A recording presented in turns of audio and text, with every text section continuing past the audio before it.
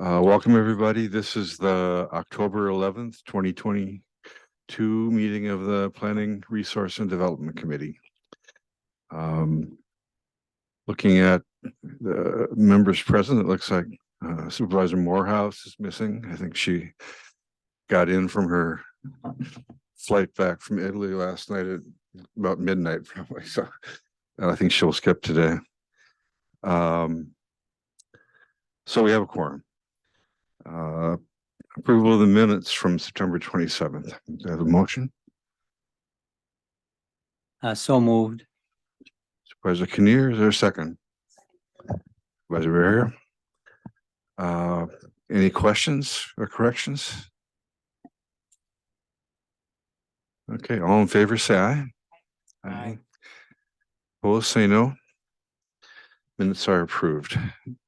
Do we have any public comments today? None that we received by written, but there is a gentleman in the back that would like to. Oh, okay, go ahead. Name and address and then. Push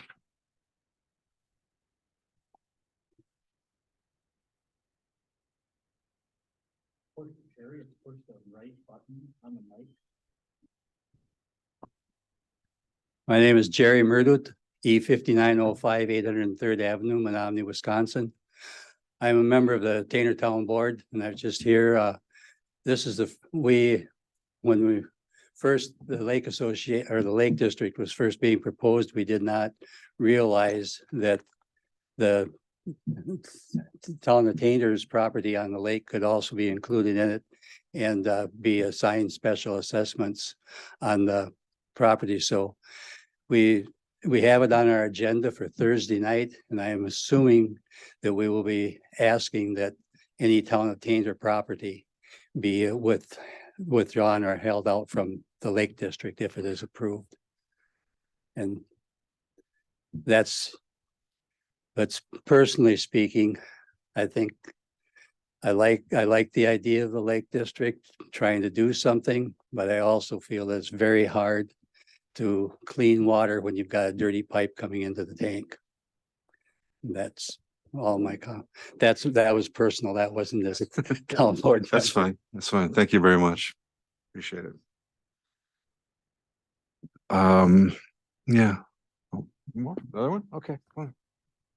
Again, name and address.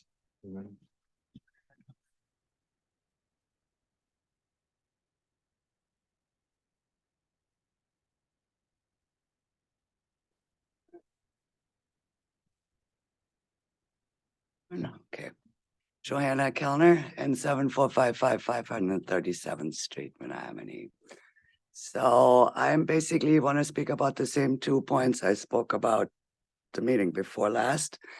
One of them was the absentee voting, basically. And I remember that somebody said it will be discussed and you guys would be talking about it. I listened to the YouTube from the last meeting. There was nothing mentioned about the absentee voting. And the reason why I'm even more concerned about is if it should go through in January, there is 90 days for the first meeting. So that would bring it to March or beginning of April. And half of the people that live on Lake Tanner are not going to be here yet. And most of them are probably not going to be able just to fly up here from Florida, wherever they are, just to cast their vote and go back, or change the whole lifestyle around, because this is happening to that time. And I mean, the whole thing is supposed to be for us on the lake, so it should accommodate us on the lake too. And it's not me, I don't go south in the winter, but I know there is a lot of people that do. And then the second thing is the communication and the information. When the whole thing started, you know, everything was new, but I expected that we would get some kind of information about the process, or at least where we could look it up and be informed. Like for the last meeting, I found out the night before it happened that it was going on and couldn't attend because I had something going on. And I have rentals in town too and live in town too. I'm in both places.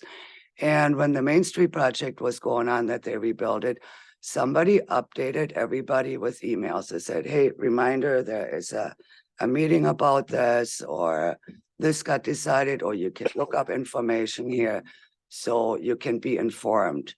And we don't even know, I mean, you guys on the last meeting, it sounded like you weren't really clear about how to get people on the board for the temporary board. I know people that would like to run for the permanent board. Nobody knows where to go and go about it. Who do you contact? What do you do? So it's just we're all uninformed and don't know where to go. And I tried on Facebook at the Tanner activities this morning. I'm not on Facebook. I can't even go in. And it's kind of ridiculous that a Facebook site would be my information, where Facebook is opinion and not information. Anybody can write anything, you know, what they want. So it doesn't mean it's true. So there should be a better way for us to be informed, for the ones who want to be informed. And I don't know if that's anything for you, but I don't know who else to tell. So thank you. Thank you very much.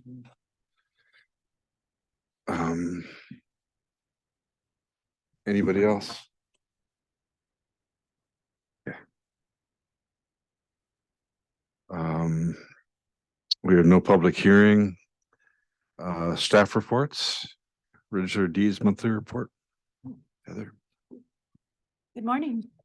I don't really have anything to add, so if anybody has any questions, happy to answer. Any of those. questions? Supervisor Kinnear. Thank you. First of all, thanks for doing the picnic. I noticed you mentioned that in your report, so I can refer to it here. I appreciate that. And I'm curious, I've been meaning to ask this.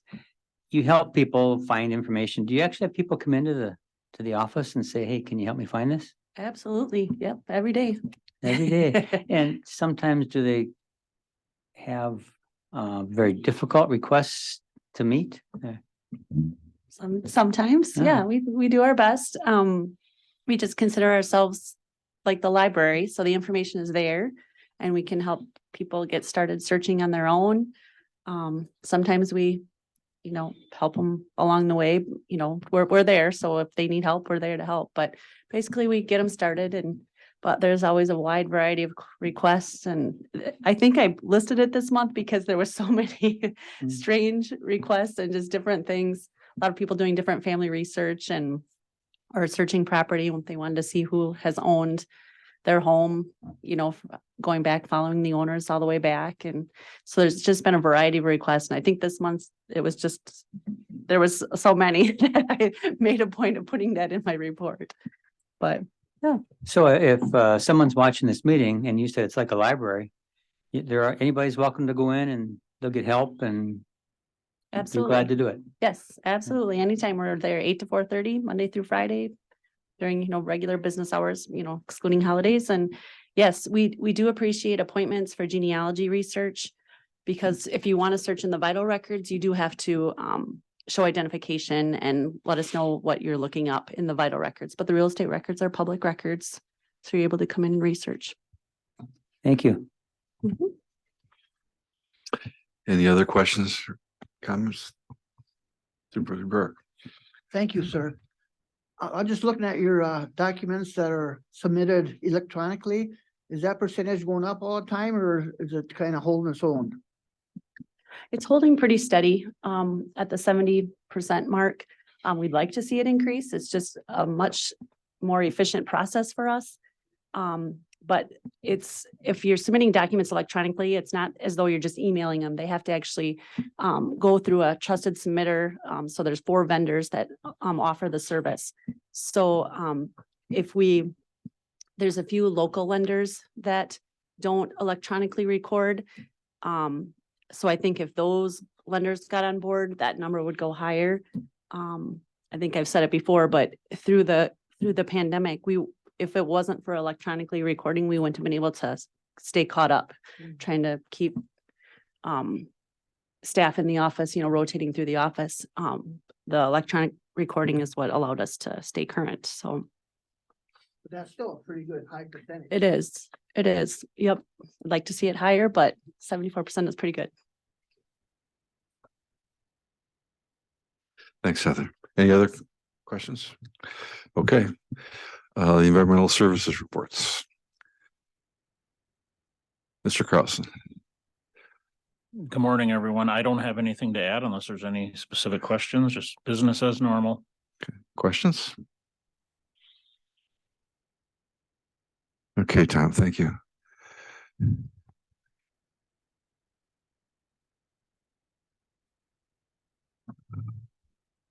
Planning and zoning. And I have one thing to add. So I think I mentioned that there were some requests coming to the next PR&D committee. One of the hearings I think we'll have to postpone. We haven't heard back from the town and their plan commission yet because they haven't been able to get on the agenda. But it was still noticed in the paper, so we'll have to address that at the hearing. okay, we will have to convene the hearing and then depending upon the situation, postpone to a later date or something. Yep. Okay. I think I have a date in December that I'll try to put it on. Okay. All right. Any other questions? Once again. Supervisor Kinnear. I'm sorry. Thank you. No, and the 3 special exception requests for the BOA. That was always part of the plan, wasn't it, for those? And they shared that with us right when they told us? Yep. Okay, Yep. I thought so. They had like a multi-layered process to get everything worked out, and that's, I think, probably the last step for them. Thank you. Okay. All right. Thanks, Sam. Anybody else? No. Okay. Chase. Well, there's some stuff going on, but Yeah. if you have any questions, I can try to answer them or speak more on some of the details. So Monica, do you want to ask a question? I don't have questions. Would you comment on that giant number there, $796,000? sure. That's So really good. if you recall earlier in the year, before this committee, we had this committee had forwarded a resolution to the county board regarding a notice of discharge grant for a particular farm in northern Dunn County. That went through county board, was approved to apply for that grant. We had to adopt 2 resolutions, one specifically for the grant, and then one to participate in the state's program. After much deliberation and back and forth with Department of Natural Resources, we were successful in getting that grant award for this particular farm. And that's within the Red Cedar watershed. It's going to hopefully address some manure storage situations and some other concerns on that farm. It is contingent upon federal funds as well. So that farm is now applying for EQIP through NRCS. And if NRCS funding comes through, then this project will go through hopefully construction in 2023. If not, this grant can extend through 2024. Because it's such obviously a significant amount, it's not in our proposed 2023 budget. So there will be a budget amendment that we'll have to do after the first of the year. So, but that's again, money in, money out type of a project. So reimbursement with the state. Okay. I wonder, Chase, can you scroll down up, Tom, so I can see you make note of the stepped up enforcement? Oh. Or that was done me down below, I'm sure, but The first paragraph, probably. Yeah. Yeah. Are those primarily what kind of issues are we dealing with there? Sure. So one of them is a barnyard basically that Okay. discharges to a road ditch to a stream. One of the other ones is cropland erosion, ephemeral gullies and fields that are discharging to wetlands and further downstream properties. In both of these cases, 2 of the cases, there has been, they've been ongoing for several years, Okay. fairly visible on the landscape. There is one other one that, was primarily cropland erosion too, lack of concentrated flow channels, that sort of thing. And that landowner has been cooperative so far and working with us. So things are moving ahead. Some are at different stages of where that enforcement lies, but certainly DNR is involved. Okay. Any other questions for Chase? Okay. All right, that I think concludes the reports.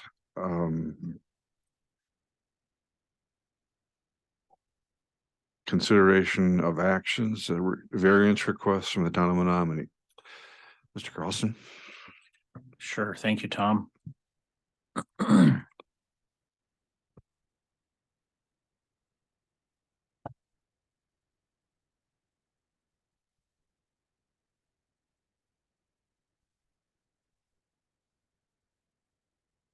Okay, so what we have before us this morning is a variance request. The applicant is Brandy and Scott Gregory. They currently own lot 3 of certified survey map number 4266, which I have up here on the screen. So hopefully everybody can see that. It's lot 3 down here on the south end of the map. It's in section 4, town of Menominee. The CSM was recorded in July of 2016. Lot 3 is currently zoned R2 residential, and it's non-conforming due to two issues. So at the time of creation, it was 0.90 acres, excluding road right of way. It was just over an acre, but that included road right of way 1.17. The current zoning ordinance says they have to be 1 acre excluding road right of way. So again, it was legally created at the time in 2016, but right now it doesn't meet the current zoning minimum lot size, nor does it contain enough contiguous buildable area, the 30,000 square feet that we require in the land division ordinance. So the applicant would like to purchase approximately 1/10 of an acre from the adjoining landowner and combine it with their current lot in order to prevent runoff issues, reduce the steepness of their driveway, and to provide a better area for parking. I've got a sketch here of what they're looking at doing. So if everybody can see this up on the screen, so there's their lot 3. They've got a home here and they just want to add on approximately 1/10 of an acre outlined in green here. It's a very steep hillside. So there's no mapped wetlands on the property, but a large portion of the property contains slopes of 20% or greater. I'm gonna share a different screen here and just show you. So it's maybe hard to see the property lines are in yellow and there's a lot of slopes in yellow, but you can see this where my cursor is here. That's their lot 3. You can see the yellow current property line. So I would say, 85%, 85% of their property is in the red, 20% slopes or greater. That's the limiting factor for the contiguous buildable area. They simply can't meet that. So let's go back.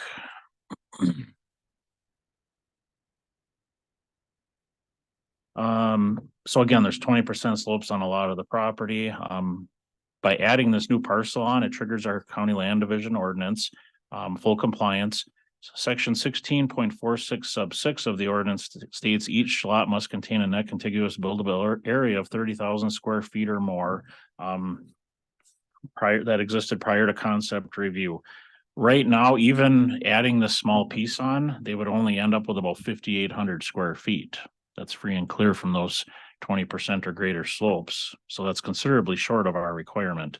And I'll just remind the committee that the purpose of that CBA requirement is to ensure there's adequate area for building use and sufficient area for the entire on-site wastewater treatment system and its replacement. Right now, they've already got a home out there. They have a well and they have a functioning septic system. In talking with the zoning office, Michelle in particular, if the current septic system would fail, they have 2 options. It could potentially be replaced in its current location, given the type of system that it is, or there is area on the property that they could just put in a replacement someplace else. So sewer systems can go on slopes of up to 25%. So, so staff have looked into that part of this.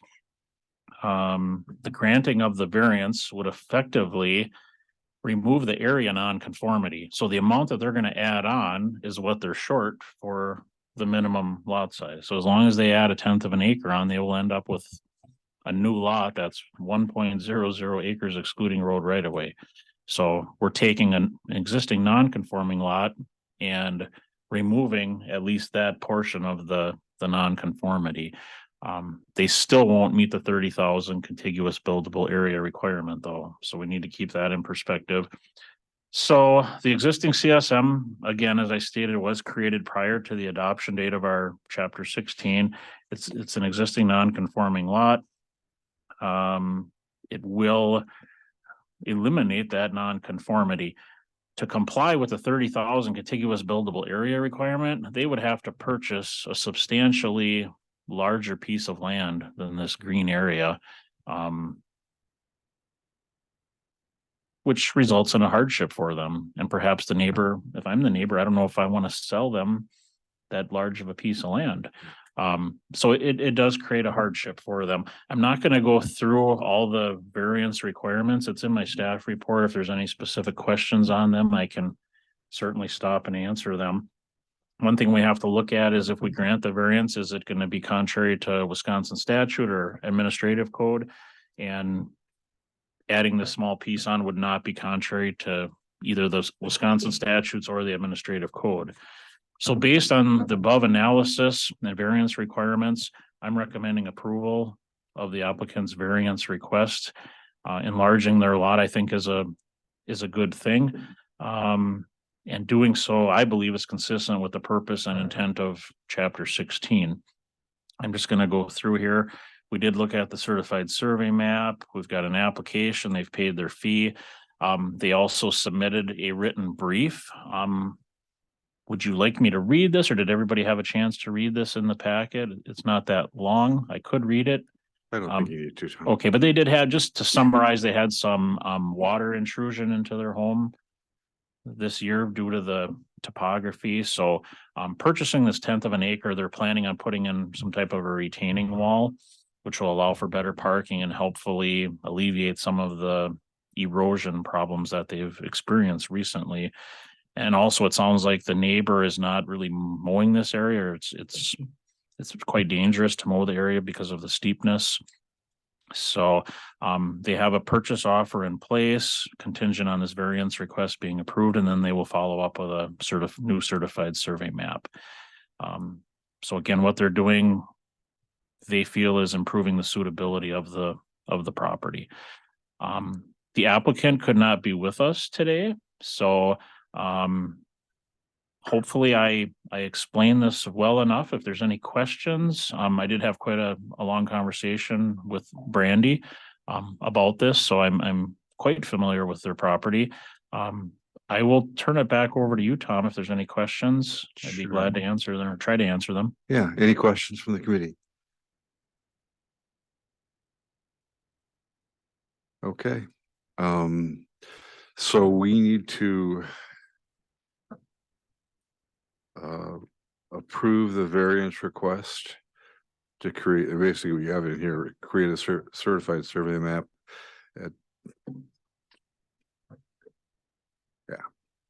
Anyone care to make that motion to approve Tom's recommendation? I'll make that motion. Supervisor Bjork, is there a second? Supervisor Weiner?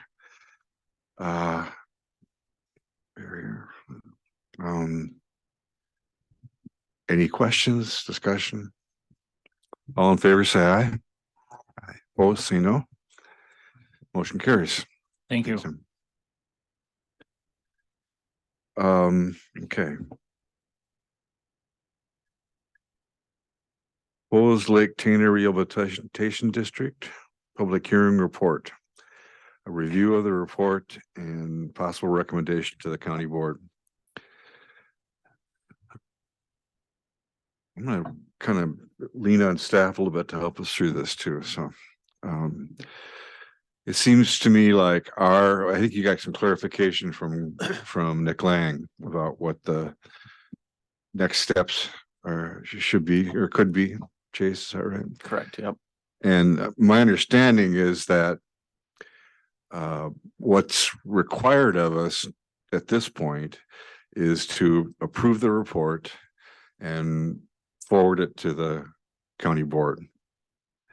And in doing so, we could, if we wanted to, make a recommendation, or we could wait on that, I guess. The other element of forwarding it to the county board would be for us to request that the board remit it back to our committee to develop a formal resolution, basically a resolution that the board could adopt, consider and possibly adopt to establish a district. And that would include the answering the questions about number of properties, the properties that are excluded, perhaps, the nomination of the initial board. And I guess if we wanted to, any of the other questions that the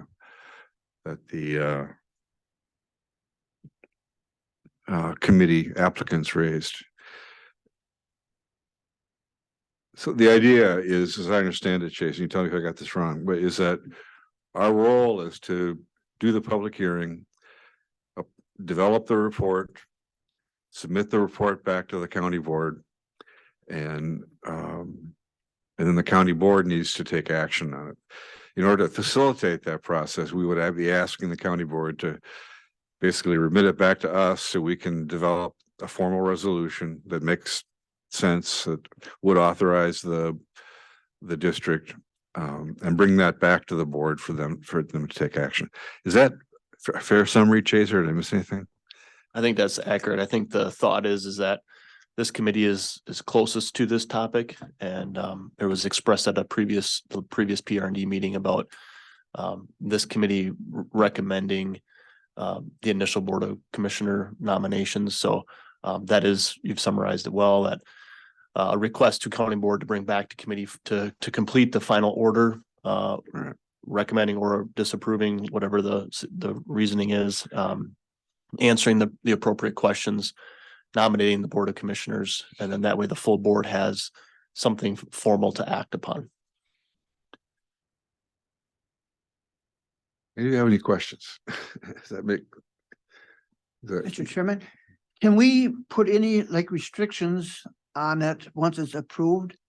As like, like a meeting, like quarterly of that district, or would it be for local government to opt out their property? Could that be part of the resolution, or is it already step by state that we can't change it once it's approved?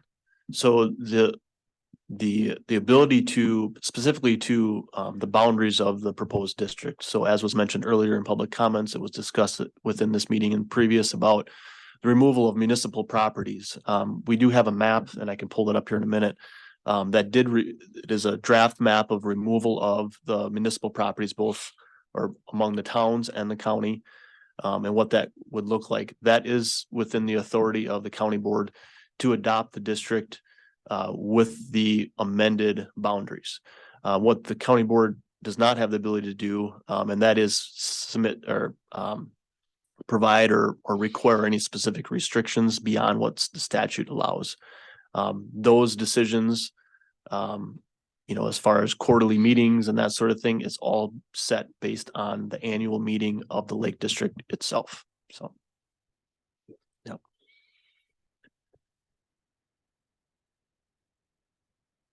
Do you want to? Yeah, Mike. Sorry.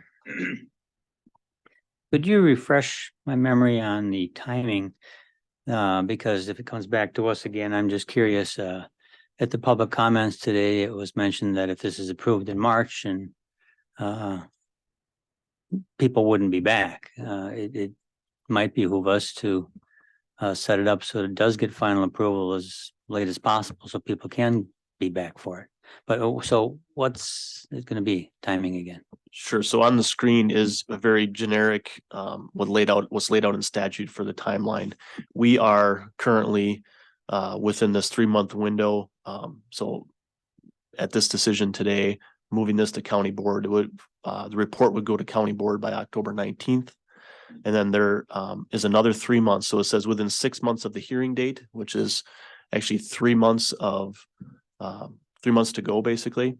So the latest at which the county board could adopt and be in line with the statute is the January county board meeting, assuming that the normal meeting process and timelines and scheduling are followed.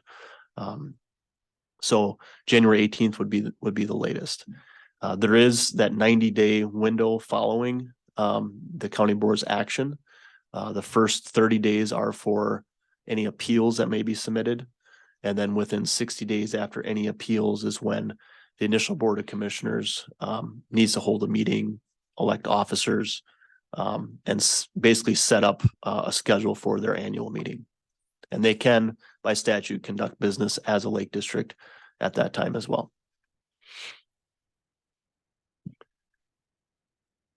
So we don't have the timeline basically sets the boundaries, but the initial meeting of the district board, which is 90 days after county board takes action, it's not the annual meeting of the, but it could be a business meeting, but it's not the annual meeting. Correct. Yep. It is an organizing meeting, if you will, as far as establishing officers within the initial board of commissioners, probably scheduling when that annual meeting will take place and set some of the other guidelines or functions of that lake district moving into the annual meeting. To add on to that, this would, like Chase said, this would be a organizing meeting within statute. They would also have to hold their formal annual meeting between May 22nd and September 8th, unless the district votes otherwise. So they would have to have another one sometime next summer. And that would be the meeting at which the election of board members happens, the annual meeting. The first meeting, the initial organizing meeting, would be when they would formally elect their commissioners. Okay. But from that point forward, then as terms expire and stuff like that is when they would be doing the elections. The 3 property owner people that are appointed by the board would only sit until that first meeting, that organizing meeting.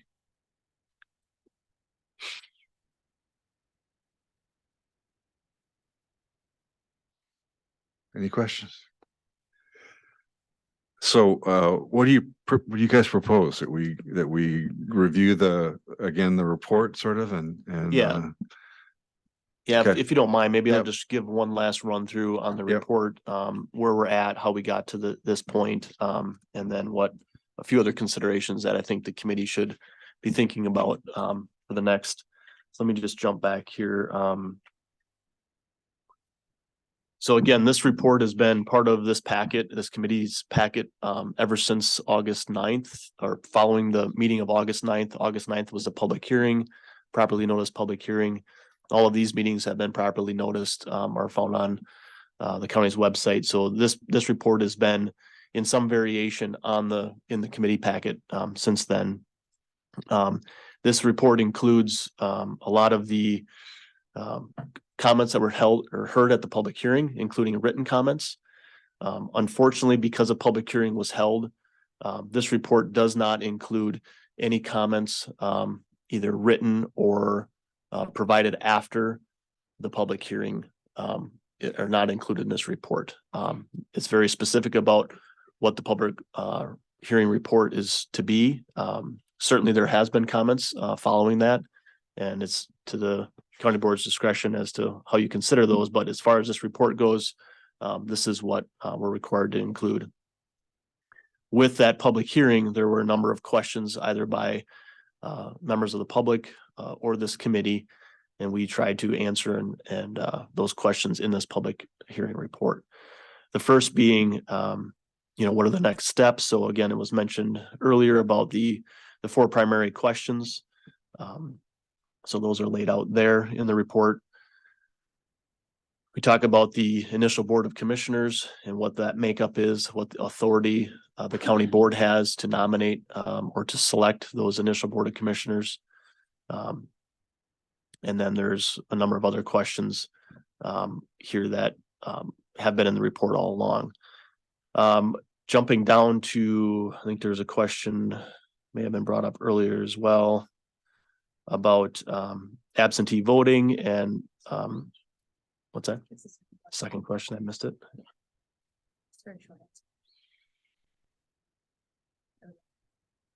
Oh, yes. Is there a way for property owners within the Lake District to vote at the annual meeting if they are unable to physically be present? So again, absentee. And we went in that, looked into that substantially through statute, and the answer is no. Unfortunately, that's not how the statute's laid out. Members present at the annual meeting is when decisions like that are made, and there does not need to be a quorum of district members at the annual meeting for decisions to be made. There does need to be a quorum though, however, of the Board of Commissioners to conduct any meeting. Jumping down here, so the public hearing report ends here. There's a number of appendices, including the actual petition that was provided. There is some of the flyers that were used as part of that petition, and included in the petition, the sample signature pages that the group formulated. And then this is the proposed district map. This map presented here includes all the municipal bound properties or parcels that we've been talking about potentially excluding. Again, a few more, or all of the written comments provided for the public hearing are included in the report. And there's several of those, and then I'll jump down here to page 62. And then the report ends basically with the public hearing notice that was provided for the public hearing. In your packet for this meeting, we've included some of the other considerations or determinations that the committee should consider either now or as expected that the county board refers us back to committee. You'll need to answer these 4 questions as part of that order, either approving or disapproving the petition. Again, the first one seems to be answered already. In order to even accept the petition, they would have demonstrated at least 51% of signatures, and they've obtained that. The remaining 3 questions of whether the proposed district is necessary, necessity or public welfare of it, as well as the property included in the district will be benefited. Those need to be for your consideration and ultimately the county board's decision. Finally, here within the petition, there were several requests by the petitioners that I think this committee or the county board need to consider and make a decision on. The one being the county board would approve the formation of the district. Obviously, that's part of the request. 2, this was written as one of the petitioners. However, for the sake of this clarity, we kind of split this up into 2. So basically, the request would be for the initial board of commissioners that they be a 7-member board rather than 5, and that certainly is an option as part of the annual meeting of the Lake District to increase their board of commissioners from 5 to 7, but that is not within the authority of the county board in adopting its order. So that would be a decision by the Lake District after if the district is approved by county board. There was a request about the nominations to the initial board of commissioners that they must be residents of the Lake District and not just property owners. And that is a request, however, by statute is not required. So the county board and whether your recommendation considers it or not could include nominations of people that are property owners within the district, but not necessarily residents.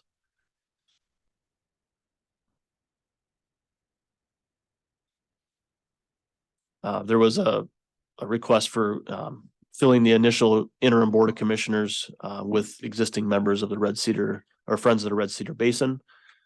And then the final one there, in the event of the approval of the Lake District, there was a request by the petitioners for a startup grant from the county to provide for administrative costs and some other things to get the district going. So that is a request as well. Lastly here, just some of our recommendations about moving forward. considering your recommendation, either now or likely, when it comes back to committee of either for or against, the Lake District, and it doesn't meet those 4 criteria. And then part of your order or, recommendation to county board of whether or not, how you want to address the additional requests that the petitioners had. Lastly here, it's hard to see, but, this is another version of the proposed Lake District boundary map. And there are municipal properties that have been removed on this map. So if you look here, if you can see my cursor is kind of circling this area up here, that's Peninsula Park. Notice there's a gap in that proposed district. And that would be county-owned property for Peninsula Park up there. Champney Park, you can see here, some of Russian Slough. Get down to Lambs Creek Landing. There are some property. Let's see if you can see it here. In this area, you can see my cursor circling there. That would be township property or other municipal property. So we've removed those parcels from this proposed district in the event that that would be the recommendation for a county board as part of the approval process. This map would be available at that time. So as was mentioned and agreed upon that, depending on your action moving forward out of here, this will go to county board, set to go to executive committee and then county board on October 19th. With my assumption, the request to bring this back to committee to finalize those documents to bring back to county board for action. Heather, did I miss anything? I suppose one thing that might be of note, and this one's on me, I had a slight miscount with the number of municipally owned properties. I worked with Rachel and land information, and she's awesome and got that sorted out. I was looking at landowner names, and it turns out we have some properties that are owned by Dunn County that are not named Dunn County in the owner tab. So, but the revised count is in the report.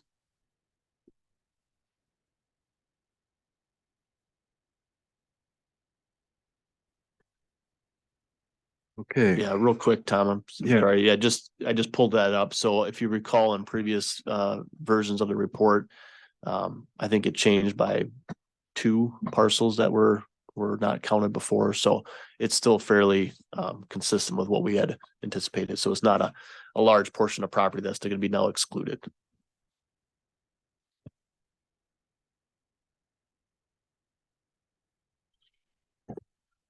Okay. Any questions about what Chase just went through for us?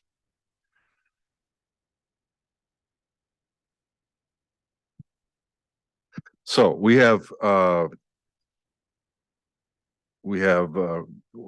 need to take action to forward the report to the county board as presented here.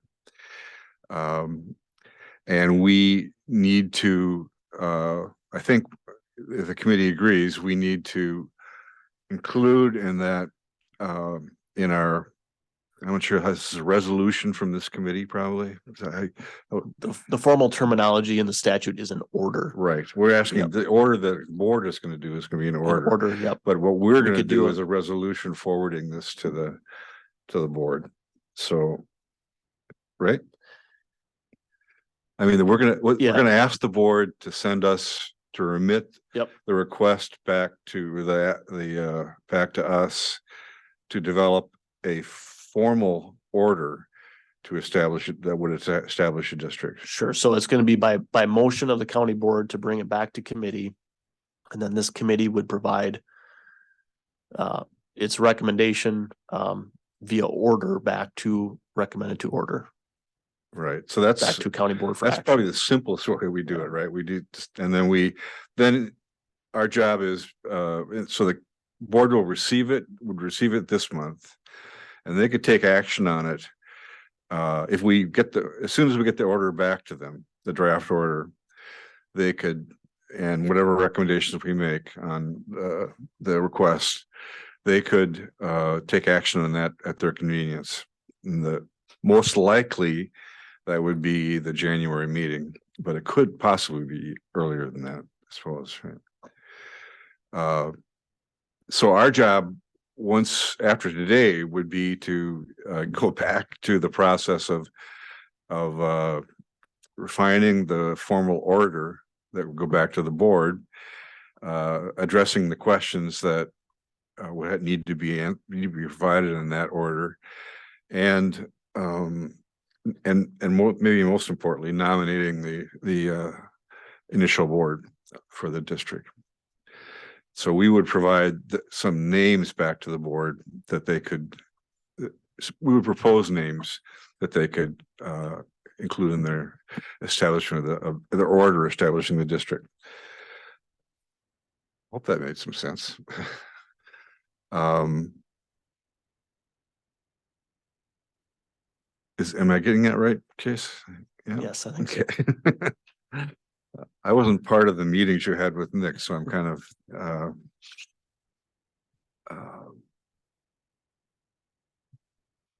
okay. So if that, without objection from the committee, then what I'd ask us to consider would be a motion from this committee to submit the report to the county board with a request that the board by resolution refer the By motion to refer back to committee. refer the back to the committee to develop a formal motion, a formal order that could establish for consideration of establishing the district. Like that. That work? I think so. Two lawyers over there. Yeah. So when it goes to the county board, shouldn't they know if we recommend to remove the municipalities? If we You recommend can do that. Yep. not, it seems the more we recommend. That's what I was gonna get at. Oh, Yeah. okay. So yeah, that's the initial, Okay. that's the base of the resolution, but now we can consider, if there's not any objection to that, we can consider, what else do we want to include in there? We're not prepared to include, well. So you have suggestions? Well, the simpler ones, recommend that municipalities be removed. Recommend that. I mean, yes, like in the map that, the revised map. It seems that question would come up at the county board. And, we should tell them what we think. It's much easier with 4 in this case, than it is with 29. Exactly. So, we can come back to this, but in doing that, we will need to address the 4 questions that are, well, why, what our recommendation is based on, right? So I think as part of that order that this committee would recommend to the county, back to county board, you would include answers to those questions, the proposed district boundary map, as well as the initial board of commissioner nominations. And then your recommendations on the consideration of the additional requests by the petitioners in their petition.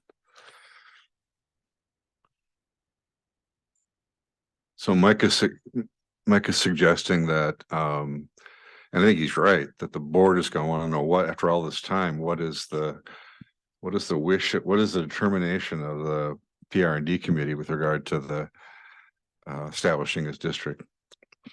So in this particular time, we don't necessarily need to answer those questions in order to indicate to the board that we are in favor or not in favor of establishing the. Correct. Okay. Correct. Yeah. So we can simply add to the motion statement saying that the committee. I don't know, how do you want to say it, Mike? Any thoughts? Well, I'm sure you could say it better, Chase, but that we remove all municipality properties from the proposed Lake District. That'd be one thing. I guess if you want to put that in with this current iteration of what's going to the county board, obviously you can. But within the actual order, assuming that you vote to establish it, within the order to establish, the formal boundaries have to be set.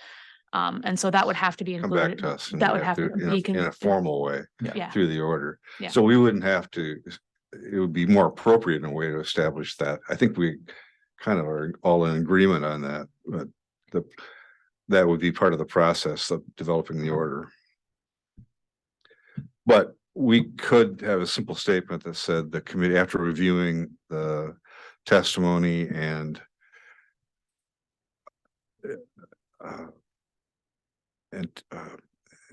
information in the report, the committee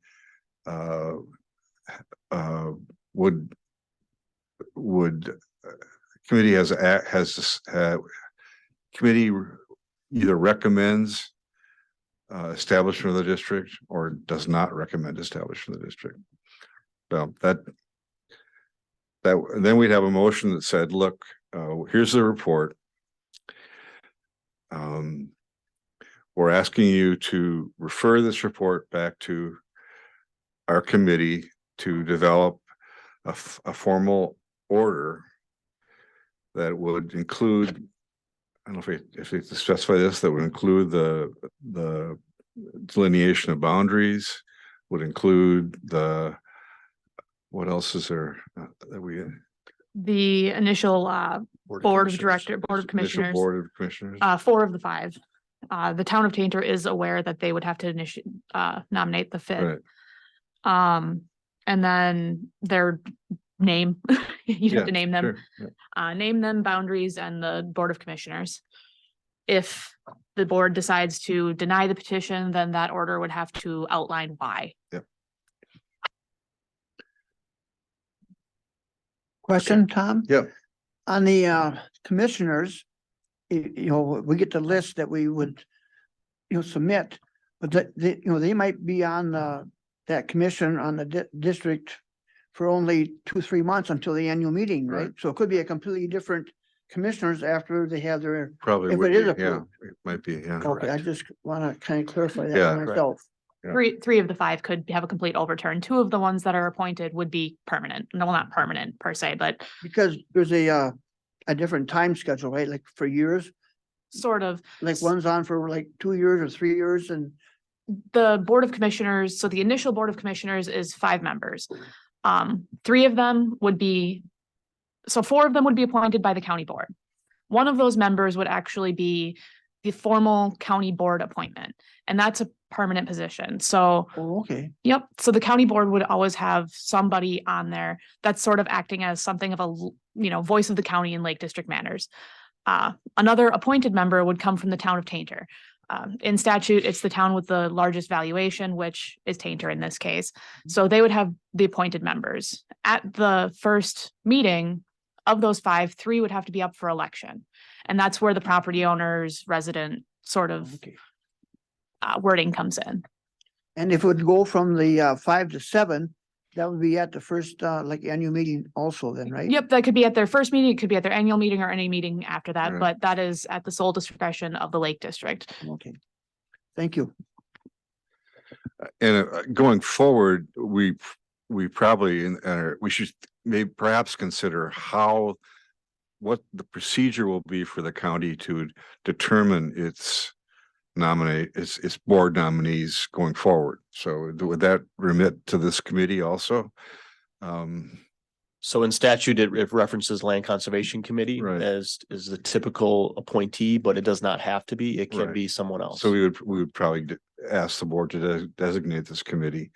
And then we as a committee would have to have a procedure for how we fill that position. So any questions? So I've got, I'm sorry, I have a question. So it sounds like the desire is to have some kind of recommendation, yes or no, about whether we should form this district as part of what we're doing today to forward on to the county board. Am I understanding that correctly? Mike has suggested that one way or the other, the board would want to know what they're gonna, that I'm sure that question will come up. Mhm. They will say, well, does the committee have any recommendation on this? other than give it back to us. And we could say, we, at this point in time, don't. Or we could say we do one way or the other. It's kind of up to us. It probably, it's not an official, it's just a recommendation, so it's not an official. It wouldn't be part of the. It wouldn't be part of the, would it be part of the report? I suppose not really, no. It will Be a separate, right. it'd be part of our request to them. So it, you know, we can do it now, or we can say, look, we can do it after it's remitted back to us in the process of, and before we give it back to the board at that point in time for the final decision, for the formal decision, we could provide our recommendation then. Any thought, I mean, what are your thoughts on it, Monica? Well, I think that if we're gonna attempt to make a recommendation, yes or no, we need to look at the 4 criteria. I think we need to Yes. have a discussion about that and yes, that's what I think. I agree.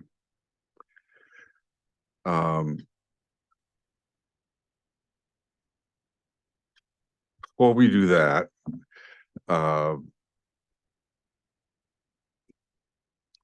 What are the other committee members' feelings about whether to go, whether to make a recommendation now or to wait until the formal order is returned to the board?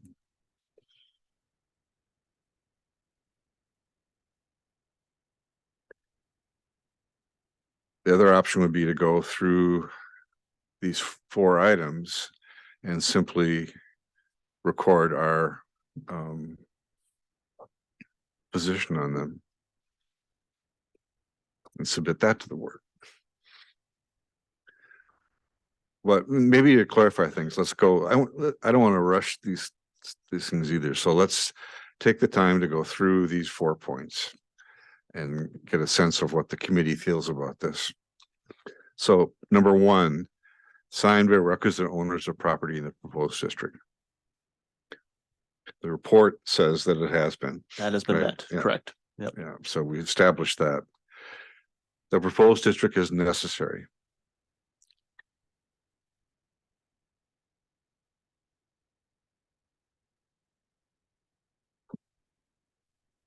Any thoughts? I think you could say by, just looking at the water at the lake, like during the summer months, that something needs to be done.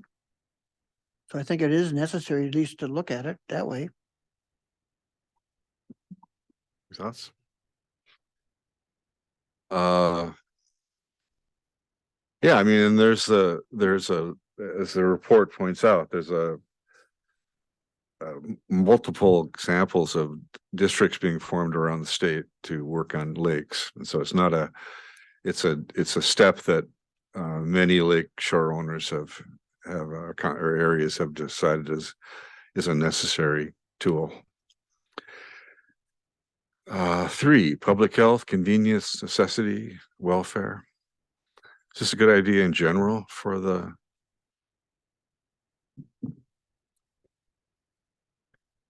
Just another comment, I think if this district was formed, that they would be in a lot better position to apply for grants. And it seemed like to get anything done, it takes money. So that'd be my opinion, that if they had a formal organization, they could be more easily to get some state or federal funds to help you make some changes.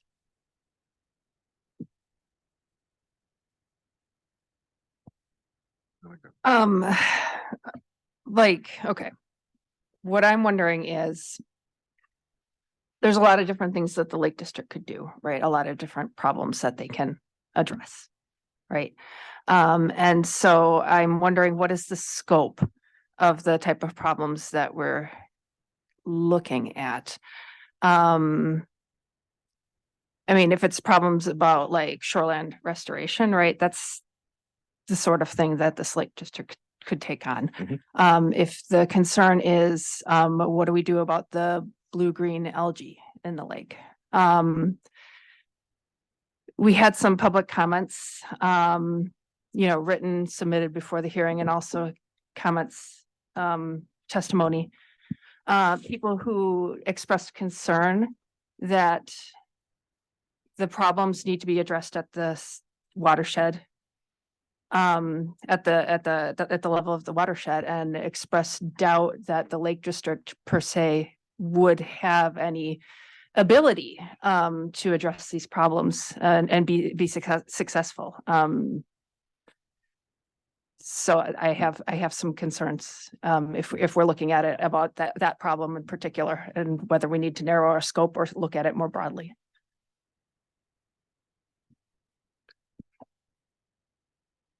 Anybody else? Sure. Yeah, sorry. As I look at number 3, I look at the word "or" up there, which makes it a little easier for me.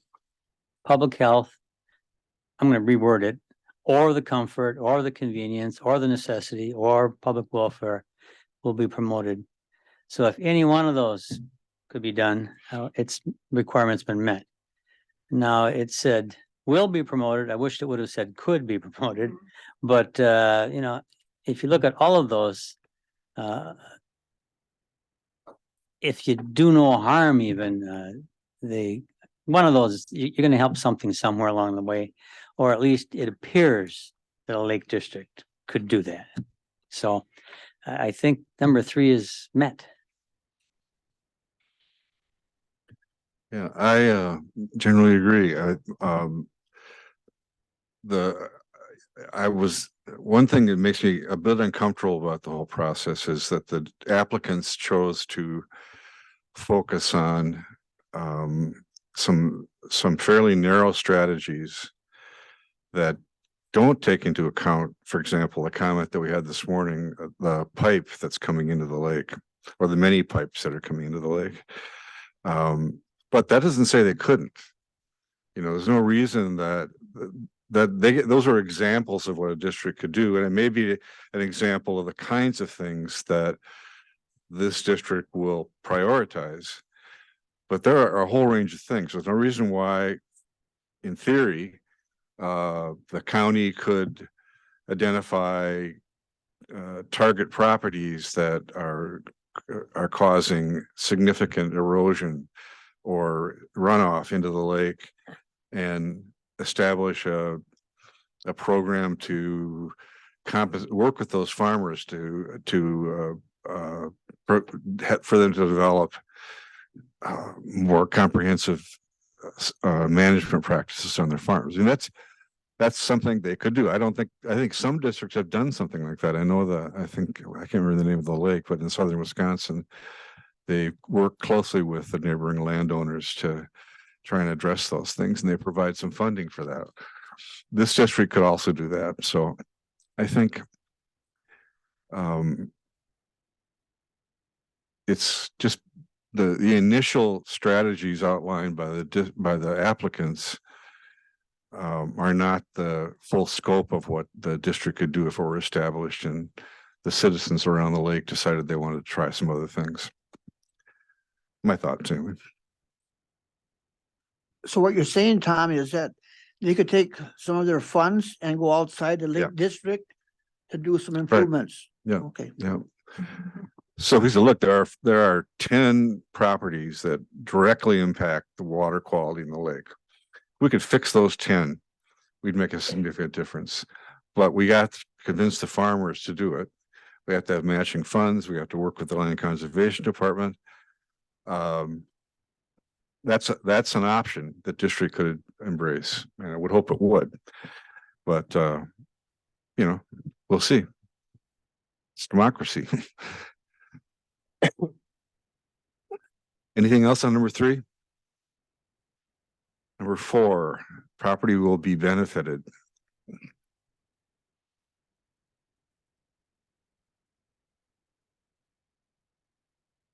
Well, I think there are a number of things the district can do that deal with water quality, but they also have the ability as a entity, public entity to do things like establish no wake zones, like to establish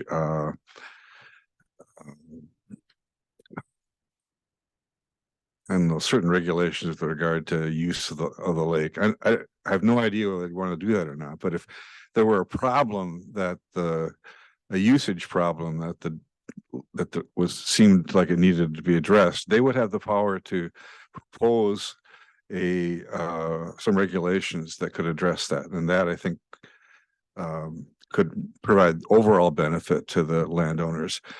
But also, if this results in noticeable cleaning up of the lake, that will definitely have an impact on the quality of life and the property values of landowners. And so I think that, to me, that question is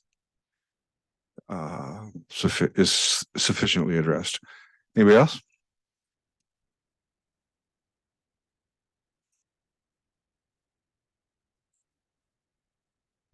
Yeah, I guess I can see that, in thinking about all this at home, I've been thinking about it in terms of the application and the problems that the application noted, which focus largely on the algae problem. But if we look at it more broadly in terms of the types of problems that this entity could address, the things that they could do outside the scope of just the blue-green algae thing, then I do see that 3 and 4 are met, that this district could benefit the public and the property. Yeah. Anybody else? Okay. So what I'm hearing is that in a general sense, those 4 questions have been answered in the affirmative by our report in our discussion. So we could do several things. We could sort of ask staff to consolidate our responses, or we could take the time to do that ourselves, or we could say the committee has reviewed the 4 criteria, and based on the findings of the report, finds that they are all met by the application. Or we could say, based on the fact that all 4 of these criteria have been met, the committee, or not met, the committee recommends the establishment of an order for the order establishing the forest district be developed.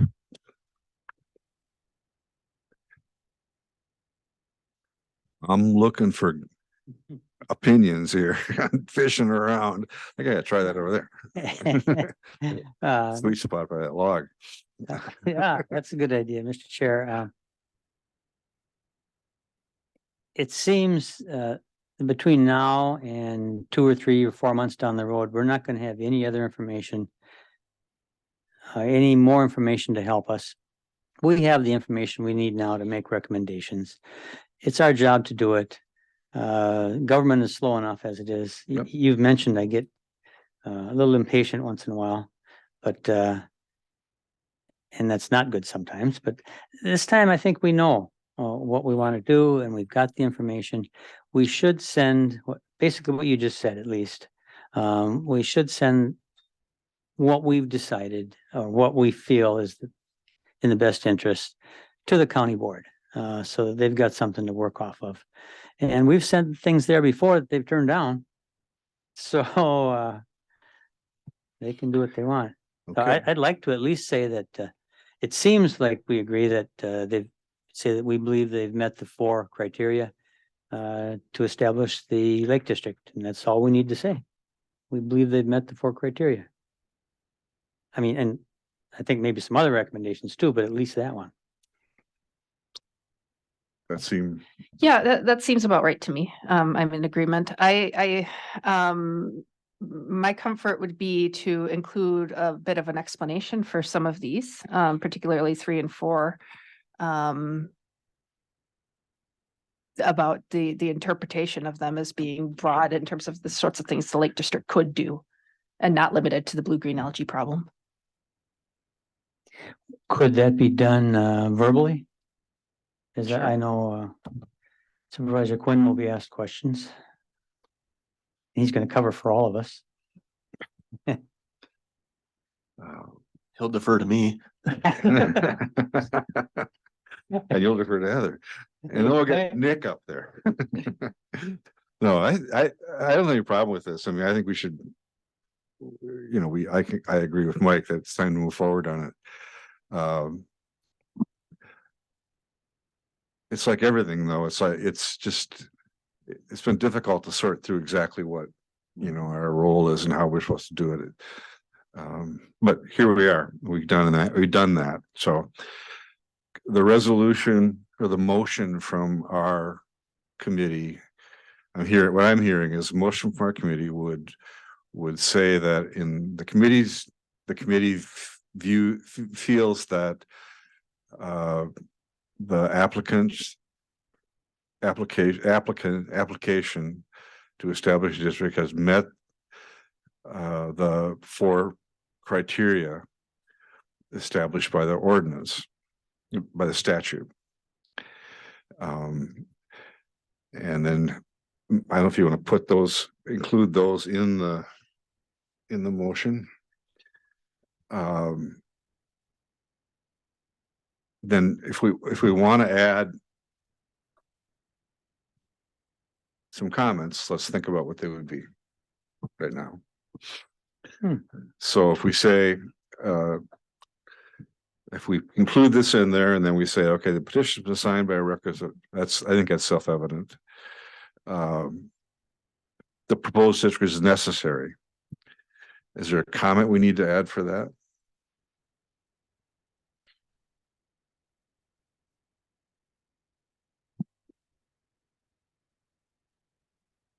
It could say the report establishes that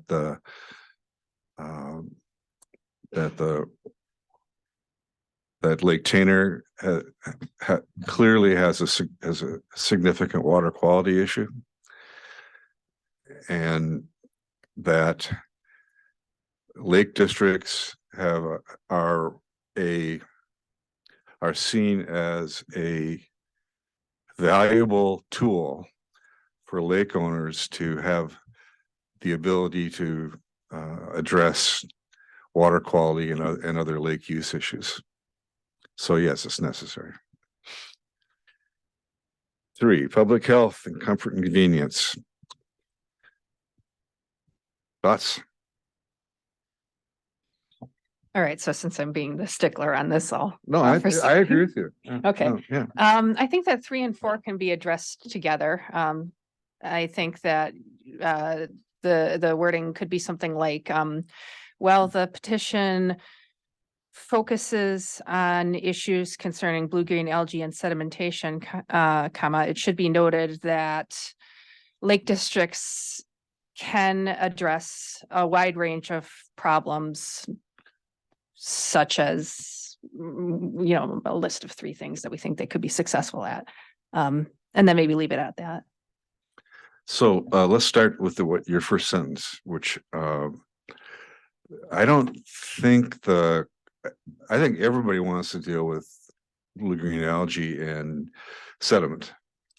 But I think the discomfort that we've heard from people about the application, was that the organizers focused on sort of a very sort of specific set of tools. And there is a broader toolbox that would be available to the district. And we know that there would be a broader toolbox of practices that would also be available to the district. Is that something like that? Sure. Okay. Are you making any notes here, Chase? Sort of. You're trying. I go back. Every word that comes out of my mouth contradicts the previous word that came out of my mouth.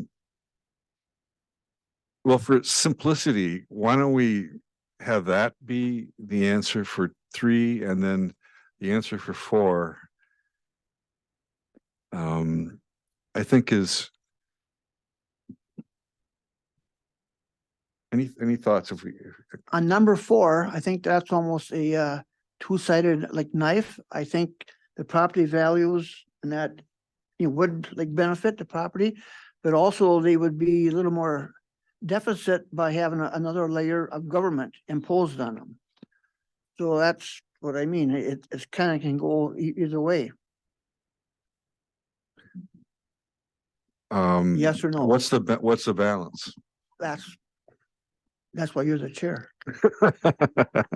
Okay. So let's see.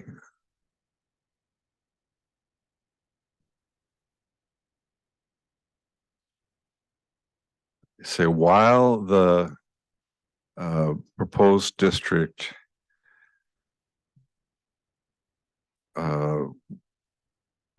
may have some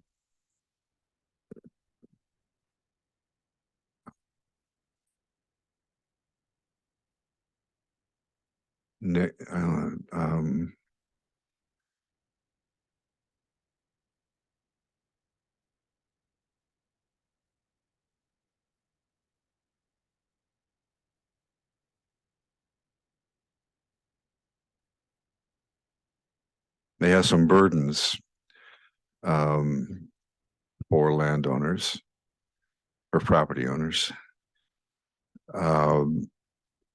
with regard to increases in property taxes and the establishment of a additional layer of government, comma. The committee feels that the overall benefits of establishing the district in providing options for improving water quality, improving public welfare, and improving property values. See, wow, the district provides an overall benefit to landowners. Something like that.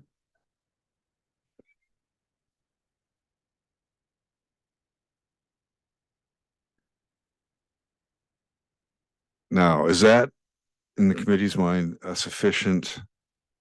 And you could finish that by saying, in consideration of these factors, the committee does recommend establishing that the board consider establishment of the proposed, that the board consider an order establishing the proposed district. That the board consider the establishment and request that the board refer by motion, but refer the board by motion refer the development of a formal order back to the PR&D committee. For a formal order establishing the district back to the PR&D committee for final development. Like I'm parsing so many words here, I don't know what I'm saying anymore. Is that, am I getting close to where we want to be? Yeah. Do we want to put that kind of statement in there? I think we do. Yeah. Mike.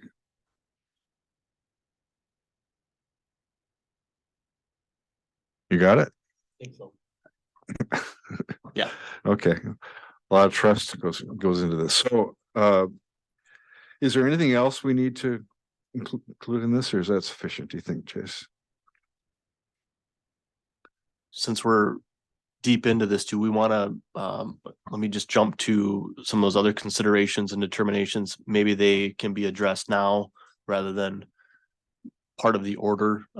Some of the additional requests that the petitioners had. Well, it'll have to be part of the order. Well, eventually.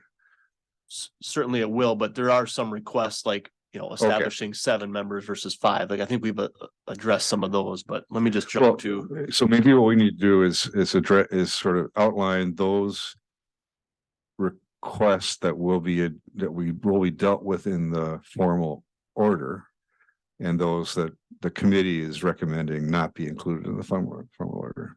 Yeah, for example, like the startup grant type of a decision. Yeah. Okay, so let's see. I think you've answered the question about size of the board, right? Correct. That's Yep. that's not within our purview. Correct. Yep. And as far as whether they need to must be residents or not, that's all statute. Statute, yeah. Yep.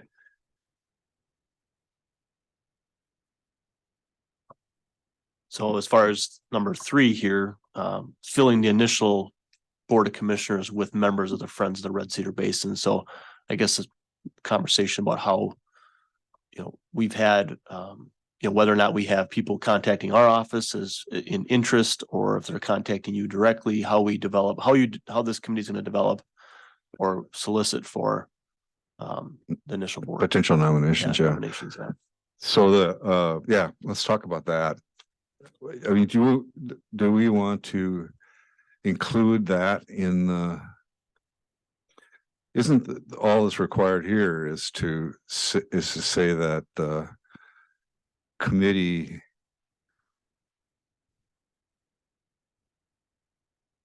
You're accepting nominations, or the committee will people. accept nominations from interested persons and provide the board with recommendation. No, okay.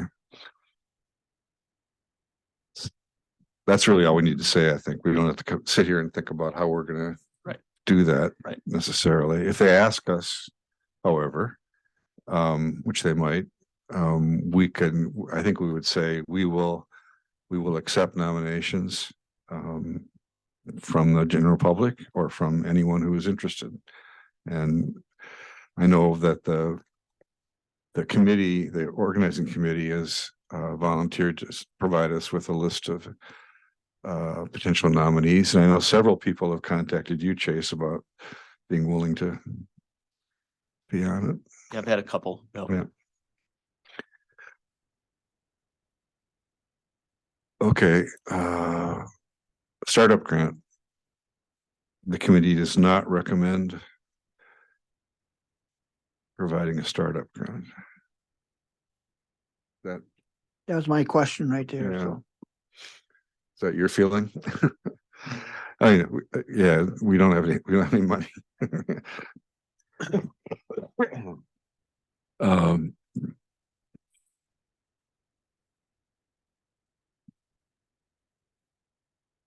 Okay. I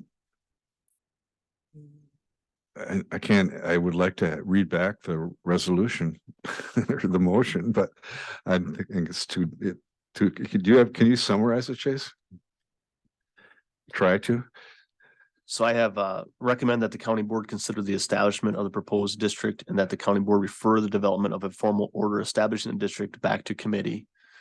I have a whole bunch of other stuff before that talks about the justification. So if there's, depending on what level of detail you want to get into at those meetings, but what do you think? I'm comfortable with you. I mean, you all heard the discussion. I think we sort of reached consensus on some of those points, and you were taking notes on that. So I have confidence that you can reflect that discussion accurately. Yeah. I'd like to have Chase come up to the county board and kind of summarize what we've done today. Address the county You'll board. be at the meeting, won't you? I fully expected that. Yep. Okay. So the resolution we're passing today or the motion we're passing today, forwards the report to the board. Addresses some of the questions, addresses some of the requests made by the committee, the applicants.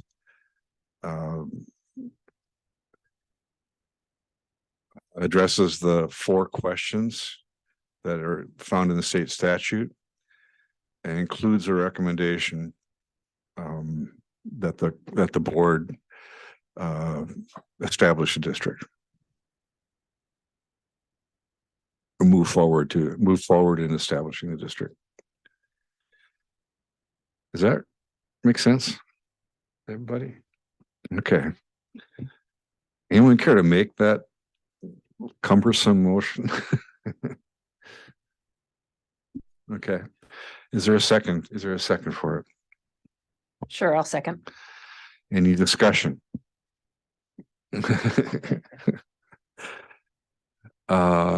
Okay. Hearing none, all in favor say aye. Aye. Opposed say no. Okay. Take it away. Move this train down the road. Could we quickly discuss potentially your thoughts on timeline?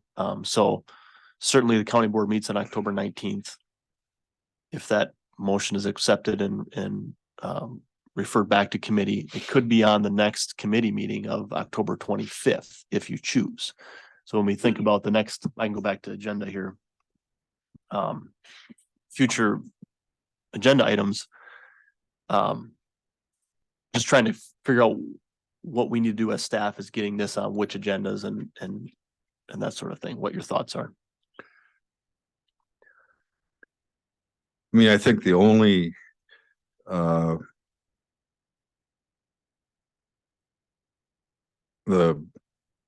real decisions we need to make following this are on the nominations for the board, right?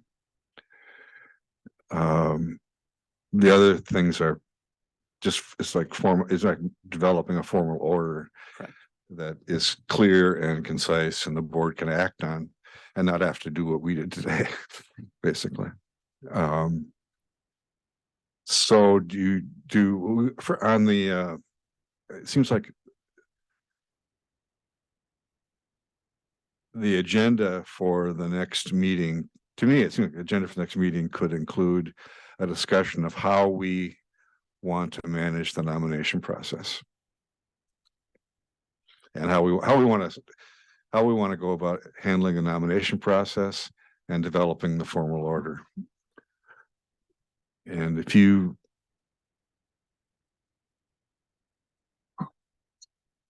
we'll have 2 meetings prior to the next board meeting. And I mean,